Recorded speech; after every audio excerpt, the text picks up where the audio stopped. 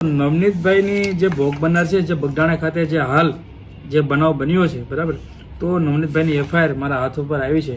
તો આ એફઆઈઆર સંપૂર્ણ મેં મારી રીતે તપાસ કરી તો આ એફઆઈઆરમાં પોલીસ દ્વારા ખૂબ જ બાંધછોડ કરવામાં આવી છે.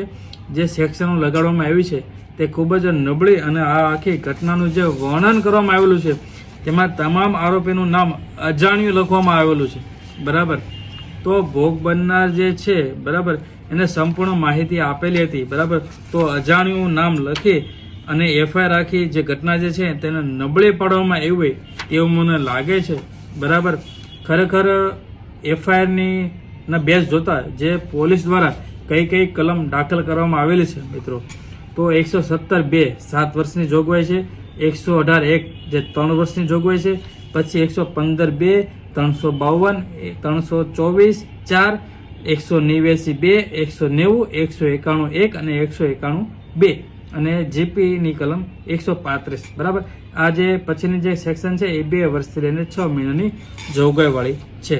પોલીસ તપાસમાં ખરેખર 2 દિવસમાં સંપૂર્ણ તપાસ કરી દેવામાં આવે અને આખી ઘટના જે છે એ અજાણ્યા ઇસમો અને સેક્શન એવી દાખલ કરવામાં આવે કે પોલીસ સ્ટેશનમાંથી કે જામીન મળી જાય ને સામાન્ય રીતે હાવ સાદી ભાષામાં જામીન મળી જાય, બરાબર. એવી સેક્શન દાખલ કરવામાં આવેલ છે. પોલીસ દ્વારા કોઈ પણ જે આખી ઘટનાનું પરફેક્ટ રીતે કોઈ શું કહેવાય તપાસ કરવામાં આવી નથી, બરાબર. જયરાજનો ફોન આવે છે, બરાબર, માયાભાઈ આહિરના છોકરાનો ફોન આવે છે તો પોલીસ કે પીએસઆઈ કે તપાસ કરનાર અધિકારી માયાભાઈ છોકરાને ફોન કરીને કીધું કે ભાઈ તું નિવેદન દેવા આવ, બરાબર, કે ફોન કરીને નિવેદન માટે કે નોટિસ માટે આ જાણ કરી નહીં. કેમ? તો આ સંપૂર્ણ ગુનાહિત કાવતરું છે અને નવનીતભાઈ ઉપર, બરાબર, શરીરના તમામ અંગો ઉપર, બરાબર, જે ઢોર મારવામાં આવેલ છે, બરાબર, તો 307 એટલે કે BNS ની કલમ 109 મુજબ કલમ ઉમેરો પણ થવો જોઈએ, બરાબર.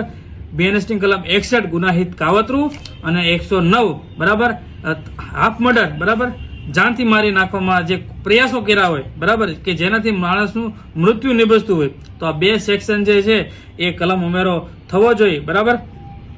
અને આખી એફઆઈઆરમાં મિત્રો, બરાબર, પોલીસ ધારે તો આ જે આરોપી છે તેની ધરપકડ કરે, પૂછપરછ કરે અને પછી એફઆઈઆર દાખલ કરી આ 8 આરોપીના શું નામ નહોતી લખી શકાતી, બરાબર. તો આ 8માં અજાણ્યું ઇસમ લખેલું છે, બરાબર. તો આવા કેસથી આરોપીને ખૂબ જ ફાયદો થાય છે, બરાબર, અને ફરિયાદીને ખૂબ જ નુકસાન થાય છે મિત્રો. તો ખરેખર કલમ ઉમેરો થવો જોઈએ